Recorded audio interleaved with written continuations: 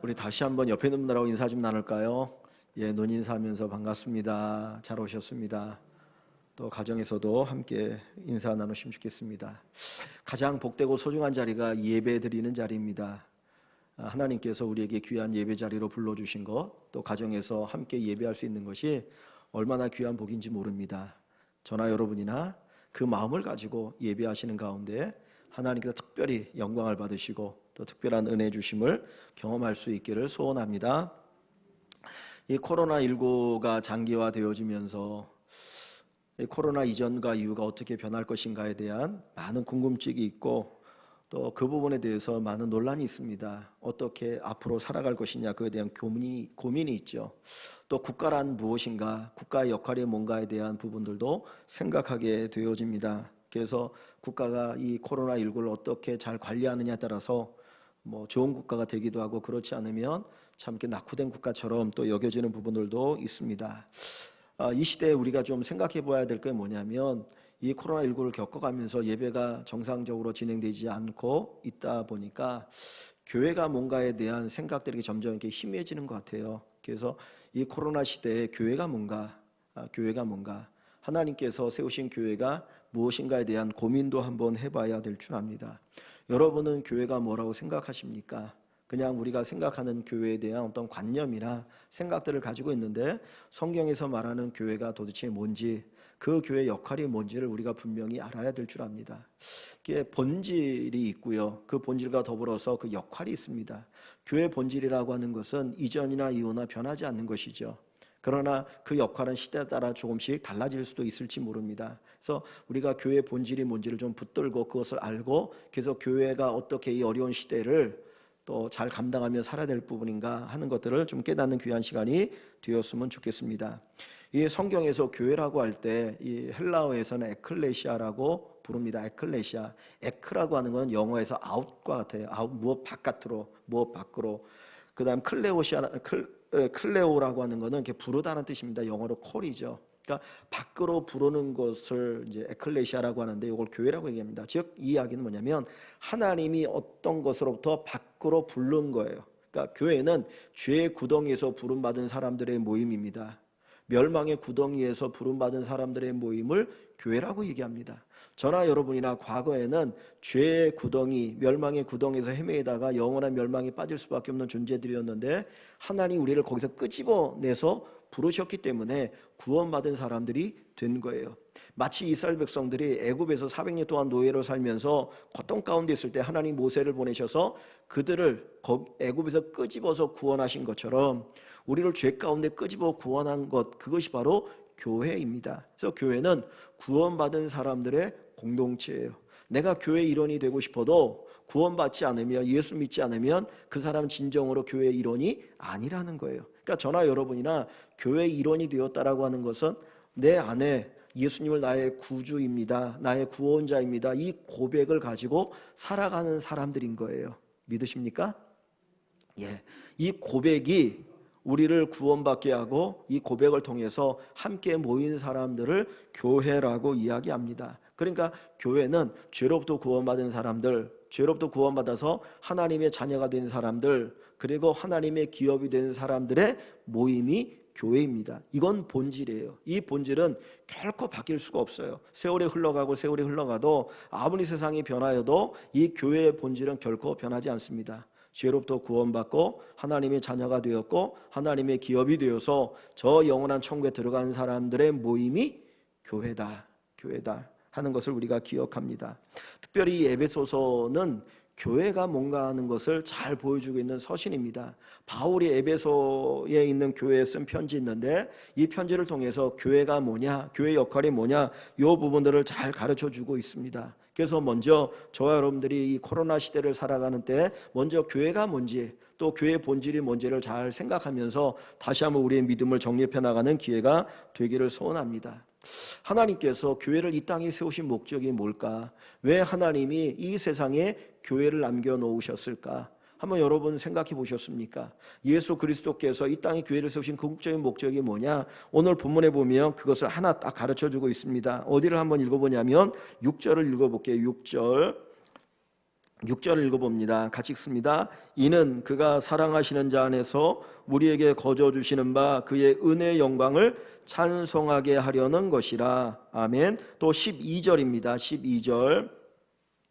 12절 이는 우리가 그리스도 안에서 전부터 바라던 그의 영광에 찬송이 되게 하려 하심이라. 아멘. 14절입니다. 14절 이는 우리 기업의 보증이 되사 그 얻으신 것을 속량하시고 그의 영광을 찬송하게 하려 하심이라. 아멘. 자, 여기에 보니까 6절과 12절과 14절에 보면 하나님께서 우리로 하여금 뭐 하게 하려 하심이라고 얘기하고 있나요? 찬송이죠. 찬송하게 하려 하심이라. 찬송하게 하려 하심이라. 그러니까 교회의 궁극적인 목적은 뭐냐면 하나님을 찬송하는 거예요. 하나님이 이 땅에 교회를 세우신 그 이유, 교회를 이 땅에 남겨놓으신 이유는 하나님을 찬송하게 하는데 목적이 있습니다. 그러니까 교회가 하나님을 찬송하지 않으면 그거는 교회의 역할을 잃어버리고 사는 거예요. 하나님을 찬송하는 것, 그것이 교회의 역할입니다. 여러분이 아는 단어 가운데 할렐루야라는 단어가 있죠. 할렐루야 그러면 여러분 뭐라고 그럽니까? 아멘 그러죠. 할렐루야 그러면 아멘 그러거든요. 근데 할렐루야의 뜻이 뭔가요? 예, 여호와를 찬양하라. 할렐이라고 하는 이 단어가 찬송이라는 단어예요. 야는 여호와를 얘기하는 거였거든요. 할렐루야 하면 여호와를 찬송하라. 여호와를 찬송하라. 그러니까 그 말을 듣고 아멘, 예 그렇게 하겠습니다라고 얘기하는 거거든요. 할렐루야, 여호와를 찬송하라. 얼마나 하나님께서 우리의 찬송을 원하시면 할렐루야, 여호와를 찬송하라고 명령하실까요? 교회는 그 어떤 것보다도 하나님을 찬송하는 곳입니다. 하나님을 찬송하는 거예요. 우리는 하나님을 찬송해야 됩니다. 그런데 왜 우리가 하나님을 찬송해야 되는가? 찬송하는 이유가 뭔가 하는 것인데, 여기 3절부터 6절 말씀에는 뭐가 기록되어 있냐면은 성부 하나님이 우리를 구원하시기 위해서 창세전에 우리를 예정하시고 택하시고 부르신 내용이 기록되어 있어요. 그러니까 성부 하나님께서 우리를 구원하시기 위해서 창세전에 우리를 예정하시고 택하시고 부르셨다. 그 이야기가 1절부터 6절이에요. 7절부터 12절에는 성자 예수님이 우리를 구원하시기 위해서 십자가에 달려 죽으셔서 죄값을 지불하신 것을 이야기하고 있어요. 그리고 13절과 14절에는 우리를 성령 하나님이 구원하시기 위해서 천국 가는 날까지 딱 인치신 거예요. 이 사람은 하나님의 사람이야, 아무도 건들지 마, 그리고 땅땅 인쳤어요. 그래서 우리가 구원받는 거예요. 그러면 3절부터 14절까지의 내용은 결국 뭐에 대한 내용입니까? 우리가 뭐 받은 것? 구원받은 것. 성부, 성자, 성령 하나님이 우리를 구원하신 이야기를 3절부터 14절에 기록하고 있습니다. 그리고 나서 성부 하나님의 구원, 성자 하나님의 구원, 성령 하나님의 구원을 이야기하면서 맨 마지막에 뭘 이야기하고 있어요? 뭐를 하라고요? 우리에게 찬송하라. 찬송하라는 거예요. 찬송하라. 구원받은 사람은 하나님을 찬송하며 사는 거예요. 하나님이 우리를 구원하신 이유는 우리로 하여금 하나님을 뭐하도록? 찬송하도록. 그래서 우리는 마음껏 하나님을 찬송하며 살아가야 합니다. 그것이 교회의 본질이에요. 그것이 교회의 목적입니다. 세상에 사람들이 이렇게 사랑을 베풀잖아요. 특별히 이제 이 고아원에 있는 아이들은 한 번 부모에게 버림받은 아이들 아닙니까? 살아가는 게 너무나 힘들고 어려우니까 부모가 할 수 없이 버리기도 하고, 또는 자기가 정말 아이를 낳고 싶은 마음이 없어서 뭐 생각지 아이가 생기니까 또 버리기도 하고. 근데 고아원에 자라다가 이 아이들이 이제 어떤 부모에 의해서 입양이 되었어요. 그럼 그 아이 마음이 나도 이제 부모가 생겼구나, 나도 누군가의 자녀가 되었구나, 그런 행복함을 꿈꾸고 살아갑니다. 그런데 갑자기 어느 날 부모가 또 그 아이를 파양하는 경우가 있어요. 버리는 경우가. 내가 힘들고 어려우니까, 상황이 안 되니까, 아니면 그 아이가 말썽을 피운다고 해서 버리는 경우가 있어요. 그러면 누군가의 자녀가 되었다가 또 버림받는 거거든요. 근데 하나님은 우리를 결코 버리는 적이 없어요. 저나 여러분이나 예수 믿고 구원받았다고 해서 죄 안 짓고 살아갑니까? 어떤 사람 보면 예수 안 믿는 사람은 더 죄 짓는 사람도 있거든요. 진짜 저 사람 예수 믿는 사람 맞아? 그런 사람들도 있을 수 있어요. 그럼에도 불구하고 하나님 결코 우리를 버리는 적이 없어요. 그게 하나님의 사랑이에요. 하나님은 우리를 자기 값을 지불하고 우리를 구원하셔서 하나님의 자녀 삼으시고 끝까지 천국에 들어갈 때까지 우리를 하나님의 자녀로 데리고 가셔요. 이게 구원이에요. 이 구원을 받은 사람들은 해야 될 것이 있는데 그게 뭡니까? 하나님을 찬양하는 거예요. 나를 구원하신 하나님, 내가 구원받을 만한 아무런 조건이 없는데 나를 구원해 주셔서 감사합니다. 그 고백을 가지고 하나님을 찬양하는 것이 교회의 궁극적인 목적이고 사명입니다. 그래서 이 시간에도 저와 여러분들이 예배를 드릴 때에 하나님을 온전히 찬양하는 겁니다. 구원하신 하나님, 나를 구원해 주신 하나님에 대한 감사, 감격을 가지고 예배하는 것이 참된 예배이고 진짜 예배인 것이죠. 그래서 히브리서 13장 15절에 보면 찬송을 뭐라고 말하냐면 입술의 열매다 그래요. 입술의 열매. 우리 입으로 할 수 있는 게 뭐가 있습니까? 먹는 것, 말하는 것, 노래하는 것, 찬송하는 것. 요즘은 세상이 살기가 좋으니까 또 많이 이제 미디어가 발달해갖고 핸드폰 하나만 딱 키면 어디가 맛집인지 알아요. 성북동에 성북구에 어디가 맛집이 쫙 해갖고 맛있는 거 먹으러 가는 시대이지 않습니까? 이 입을 통해서 먹고 마실 수 있거든. 얼마나 좋은 건지 몰라요. 그런데 그것보다 더 입의 귀한 궁극적인 목적은 뭐냐? 하나님을 찬송하는 거예요. 구원받은 우리들이 나를 구원하신 하나님을 찬송하는 것이 하나님이 우리에게 입을 주신 궁극적인 목적입니다. 그래서 우리 입을 통해서 마음껏 하나님을 찬양하시고 하나님을 기뻐하시고 하나님께 영광 돌리는 귀한 삶이 되기를 주의 이름으로 간절히 축원합니다. 교회 궁극적인 목적이 뭐예요? 하나님을 찬송하는 거예요. 하나님을 찬송하는 거예요. 근데 이 찬송이라는 단어가 히브리어에는 바라크라는 단어로 쓰여져요.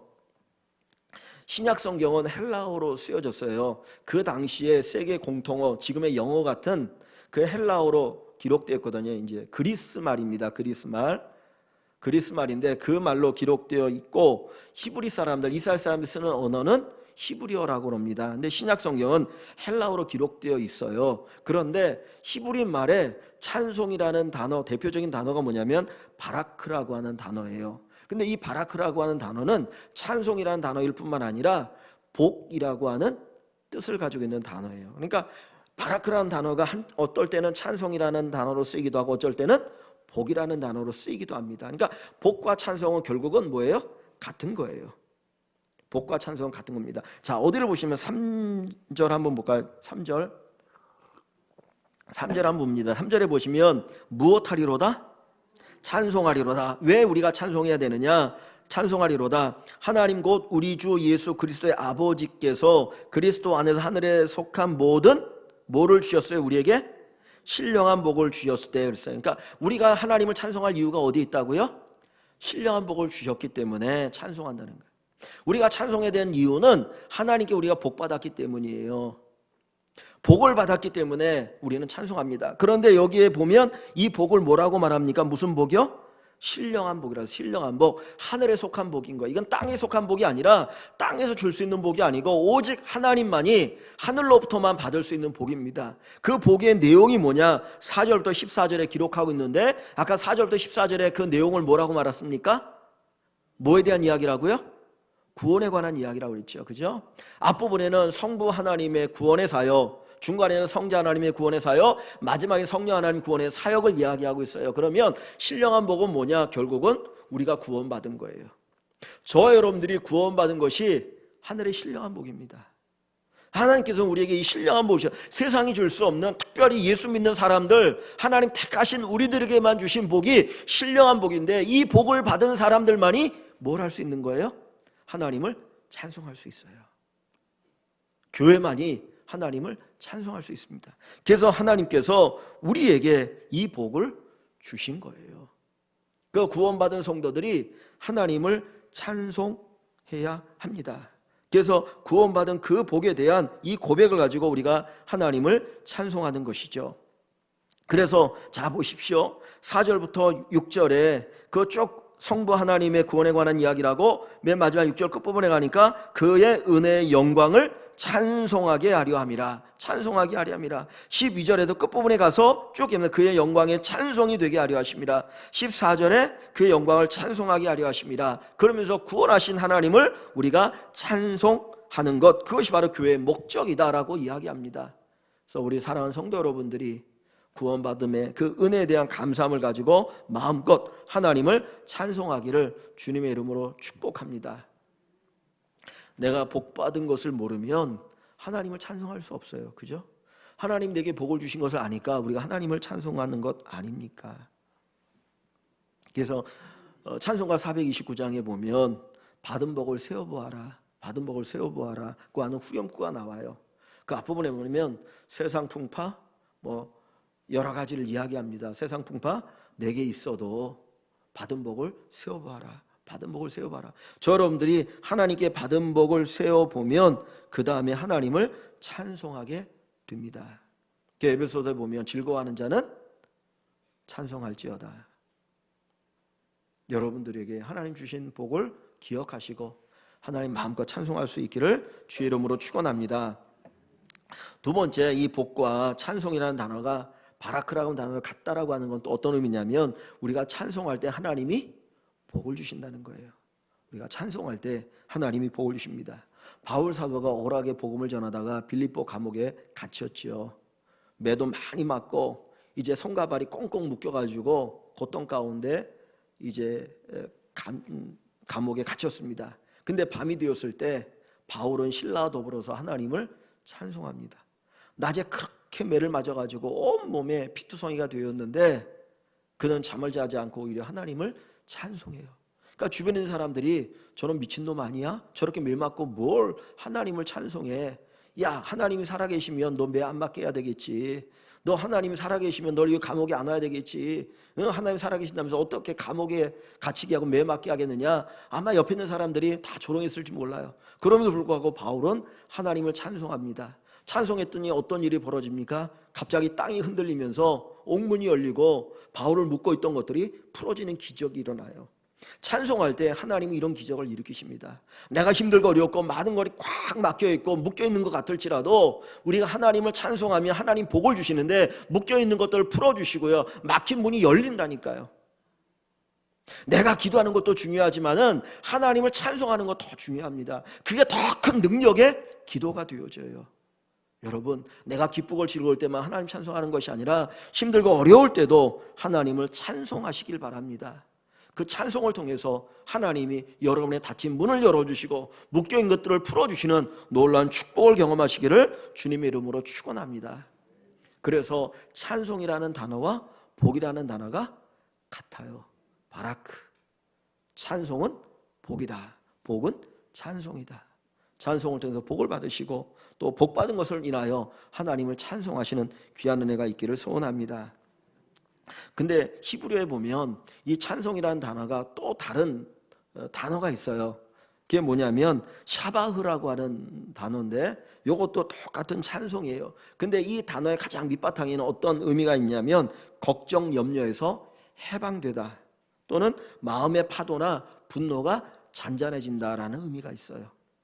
그러니까 찬송을 하면 우리 안에 있는 걱정과 염려가 사라지고, 우리가 찬송을 하면 내 안에 파도같이 일어나는 분노나 염려, 그런 것들이 잔잔하게 사라진다는 거예요. 우리가 인생을 살아가다 보면 내가 좋아하는 일을 시작하지만 하다 보면 그것 때문에 스트레스 받고요, 그것 때문에 힘들고 어렵고 걱정, 염려가 생기거든요. 근데 우리가 찬송하면 하나님 그 염려, 근심, 걱정으로부터 우리를 자유케 해주셔요. 우리 안에 평안이 있어요. 우리 안에 기쁨이 있어요. 이것이 찬송의 능력이에요. 찬송이 복이라고 하는 것은 우리가 찬송할 때 하나님께서 우리 안에 있는 염려, 근심, 걱정을 다 떠나가게 하십니다. 그래서 우리 안에 평안이 있고 기쁨이 있고 감사가 있어요. 찬송하는 사람과 찬송하지 않는 사람의 얼굴은 달라질 수밖에 없어요. 가끔 옛날에 그런 얘기 있죠. 가수는 노래 따라간다고. 그런 얘기 들어본 적 있습니까? 가수는 자기가 부른 노래 따라간다는 말이 있어요. 가수들이 그 얘기를 하더라고요. 내가 어떤 노래를 부르냐에 따라서 그들의 인생이 달라진다는 거예요. 그렇다면 찬송을 부르면 당연히 찬송처럼 우리 인생이 달라지지 않겠습니까? 찬송의 능력이에요. 그게 찬송의 복이에요. 그래서 하나님은 찬송과 복이라는 단어를 같은 단어로 우리에게 주시는 겁니다. 여러분, 힘들고 어려워도 하나님을 찬송하십시오. 바울이 빌립보 감옥에서 무슨 노래를 불렀을까요? 뭘 찬송했을까요? 그가 탄식적인 노래 부르지 않았을 거 아닙니까? 그죠? 하나님 높이고 하나님 찬양하고 하나님이 위대하시다, 크신 분이다, 나를 구원하실 것이다, 그 노래를 불렀겠죠. 그러니까 옆에 있는 사람 저 미친놈 아니야, 야 그런 하나님이 너 여기다 가뒀겠느냐 조롱하지 않았겠습니까? 그러나 바울은 불렀잖아요. 불렀더니 어떻게 해요? 하나님 진짜 그대로 옥문을 열잖아요. 묶인 걸 풀어주시잖아요. 우리가 찬송하면, 교회가 찬송하면 하나님 그 역사를 이루십니다. 그래서 교회는 찬송한 대로 되어지고 이루어지는 것을 볼 수가 있습니다. 세상 우리를 묶어요. 세상 우리를 끊임없이 고통스럽게 해요. 그러나 하나님을 찬송하면 하나님께서 우리를 풀어주십니다. 우리 기쁨을 주십니다. 자유함을 주십니다. 우리 교회가 이 기쁨과 이 자유함 있는 놀라운 축복의 교회가 되기를 주님의 이름으로 간절히 축원합니다. 그 1870년에 프랑스와 독일이 전쟁을 하고 있었습니다. 이 프랑스와 독일이 이렇게 인접한 국가 아닙니까? 근데 사이가 그렇게 좋은 것 같지는 않아요. 전쟁이 참 많았거든요. 그런데 이 전쟁이 벌어져서 오래되면서 이제 추운 겨울 크리스마스가 되었습니다. 여러분, 이 전쟁하는 이 병사들이 나이가 몇 살입니까? 우리나라에서 군대 가는 아이들 나이를 따져보면 20, 21, 22이거든요. 그러니까 되게 어린 애들이에요. 어렸을 때는 군인 아저씨 아갖고 되게 어른스러웠는데 막상 우리 아이 군대 한번 딱 보내고 나니까 군인들이 정말 어린 아이들이에요. 근데 이 아이들이 이 20살이 되어서 군대에 끌려와가지고 전쟁터 나와서 사느냐 죽느냐 싸운다 생각이 얼마나 두렵고 떨리겠습니까? 밤이 되어지면 고향이 그립고 부모가 그립지 않겠습니까? 근데 날씨는 춥고 크리스마스가 되어서 크리스마스 때 옛날에 크리스마스 즐기던 그것들이 생각나가지고 처량해지는 거 아닙니까? 근데 어떤 병사 하나가 갑자기 노래를 부릅니다. 크리스마스 찬양을 하는 거예요. 사실 전쟁하는 노래를 부르면 안 돼요? 안 돼요? 안 되죠. 왜냐하면 우리가 어디 있는 걸 노출시키는 거니까 하면 안 되잖아요. 근데 자기도 모르게 노래를 부르는 거예요. 그랬더니 옆에 있는 아이가 자기도 모르게 또 따라 부르는 거예요. 그거 다 따라 불었어요. 그랬더니 프랑스 병사들이 따라 불었는데 보니까 저쪽에 있는 상대편에 있는 독일 병사들도 같이 그 노래를 부르기 시작한 거예요. 그래서 전쟁터가 갑자기 찬송하는 곳이 되었어요. 찬송이 막 울려 퍼지기 시작했습니다. 그랬는데 이 찬송이 그들의 마음을 달랠 뿐만 아니라 찬송을 통해서 이 프랑스와 독일이 이 휴전을 하게 되었어요. 그리고 평화협정을 맺고 전쟁이 끝나고 평화가 왔습니다. 오늘 우리가 살아가는 이 시대가 복잡하고 어지럽죠. 그러나 우리는 하나님을 찬송하길 원합니다. 하나님 교회를 세우신 이유는 구원하신 하나님 때문에 우리가 찬송하는 자가 되기를 원하셔요. 찬송하면 하나님의 복이 임하고 우리의 염려 근심 걱정이 떠나가게 되어지고 기쁨이 있게 되어지고 하나님의 주시는 평화가 넘치게 되어집니다. 이 고난의 때, 이 코로나 시대의 고난의 때 더욱 하나님을 찬송하시는 우리 모든 성도 여러분 되시기를 주님의 이름으로 간절히 축원합니다. 근데 이 찬송이라는 단어가 복이라는 단어가 같다 그랬어요. 그걸 바라크라고 하는 단어를 쓴다고 그랬죠. 근데 이 바라크라고 하는 이 단어의 근본적인 그 밑바닥에 깔려있는 의미가 있는데 그 의미가 뭐냐면 무릎을 꿇다, 밑으로 내려가다, 주 앞에 복종하다 하는 의미가 있어요. 그러니까 찬송이라고 하는 건 뭐냐면 하나님 앞에 무릎을 꿇는 거예요. 하나님께 복종하는 것이 찬송입니다. 그냥 단순히 입으로 곡조 있는 노래를 부른다고 해서 그게 진정한 찬송이 아니고 저와 여러분들이 하나님 앞에 정말 무릎을 꿇고 그분을 높이는 겁니다. 나를 낮추고 하나님이 위대하고 존귀하신 분이라고 하는 것을 높이면서 찬송을 부를 때 그게 진정한 찬송이 되어지는 것이죠. 우리가 누군가 앞에 무릎을 꿇는다는 건 뭡니까? 그분을 높이는 거 아닙니까? 그분을 존중히 여기는 거예요. 우리가 대통령 앞에 갔을 때 머리를 깊이 숙이고 하는 거는 그분을 존중히 여기는 거죠. 하나님, 나를 구원하신 하나님을 존귀히 여기고 그분을 절대적인 존재로 높이는 것, 그것이 바로 찬송입니다. 하나님 앞에서 정말 우리의 마음의 무릎을 꿇고 하나님 마음과 찬양함으로 그것이 찬양이 되어지고 그것이 영광이 되어지기를 소원합니다. 코로나19가 발생하면서 정말 교회가 예배를 드리는 부분에 대해서 많은 갈등도 있고 말도 많지 않았습니까? 사실 코로나19가 처음 이게 발생해서 우리나라에 이제 들어와서 발생할 때 제일 먼저 일어난 곳 가운데 하나가 회화당에 있는 교회였잖아요. 그 교회에서 식사를 하면서 이제 이렇게 전염이 되어지고 막 이렇게 다 보니까 마치 교회가 무슨 코로나19의 진원지인 것처럼 그렇게 얘기가 되어지고 예배에 대해서 꼭 이런 때 예배를 드려야 되느냐라고 하는 불만적인 이야기들이 나오고 매스컴에서 막 그렇게 까지 않았습니까? 그러면서 나왔던 얘기 가운데 하나가 교회가 이런 시대에 이런 상황 속에서 예배를 드리지 않고 아니면 가정에서 예배를 드리는지 해야 되는데 그냥 굳이 교회에 모여서 예배를 드리는 이유 가운데 하나가 헌금을 거두려고 한다. 이런 식의 또 보도가 나오기도 하더라고요. 그걸 보면서 정말 막 분노가 치밀었어요. 교회가 이런 상황 속에서 어떻게든지 예배를 드리려고 하는 이유가 뭡니까? 모여서 우리가 방역의 어떤 그 준칙 안에서 예배를 드리고 또 가정에서 영상을 통해서 같이 예배에 동참하고 예배를 드리는 이유는 교회의 역할, 주 역할이 예배이기 때문에, 찬송이기 때문에. 그래서 어떻게든지 하나님을 예배하기 위해서 예배를 드리는 것이지 다른 이유가 있는 건 아니지 않습니까? 다윗이 그 예루살렘 수도를 정하고 법궤를 예루살렘으로 옮길 때 동시에 춤을 추면서 옮겼거든요. 하나님 찬송했습니다. 우통을 벗어 제치고 마음껏 하나님 찬양합니다. 근데 그것을 보는 미갈이 어떻게 얘기해요? 그 부인 미갈이 왕의 체면이 있지, 채통이 있지, 어떻게 백성들 앞에서 저렇게 옷통을 벗어놓고 춤을 추면서 하나님을 찬양하냐고 막 비난했거든요. 근데 하나님은 누가 옳다라고 얘기하셔요? 다윗이 옳다라고 얘기하셔요. 그래서 그것 때문에 하나님 예배하는 것을 비난했던 미갈은 평생 뭐가 없었어요? 자식이 없었어요. 하나님이 정말 교회를 통해 원하시는 것은 예배입니다. 찬송입니다. 그래서 우리가 어떻게든지 하나님을 예배해야 됩니다. 그래서 우리가 다 같이 예배할 수 없으니까 이제 올 수 없는 성도들은 가정에서 또 영상을 통해 같이 예배를 드리는 거잖아요. 근데 우리가 생각해야 될 거 뭐냐면 가정에서 영상으로 예배를 드릴 때 이렇게 예배를 드려도 되는구나 라고 생각하면 안 된다는 거예요. 이렇게 예배 드려도 되네? 이렇게 예배 드렸는데 예배 드릴 수 있지. 그리고 끄떡하면 어떤 핑계를 가지고 예배를 드리면 그는 예배라고 하는, 찬송하라고 하는 본래의 정신을 잃어버리는 거예요. 이 어려운 상황 속에서 이렇게라도 예배를 드리려고 하는 그 마음을 우리가 기억해야 됩니다. 코로나19라고 하는 이 상황 속에서 다 같이 성도들이 교회에 모여서 예배를 드리면 감염의 위험이 있다 보니까 나눠서 예배를 드리는 것이다, 그렇게라도 예배를 드리려고 하는 그 마음이다라고 생각해야지 이렇게 예배를 드려도 되네 하면 안 된다는 거예요. 우리가 그 부분은 분명하게 알았으면 좋겠습니다. 그래서 교회의 궁극적인 사명은 예배가 최우선 순위가 되어야 한다는 것. 그래서 저 여러분들이 하나님을 찬양하고 하나님을 예배하는 귀한 은혜가 있기를 다시 한번 주의 이름으로 축원합니다.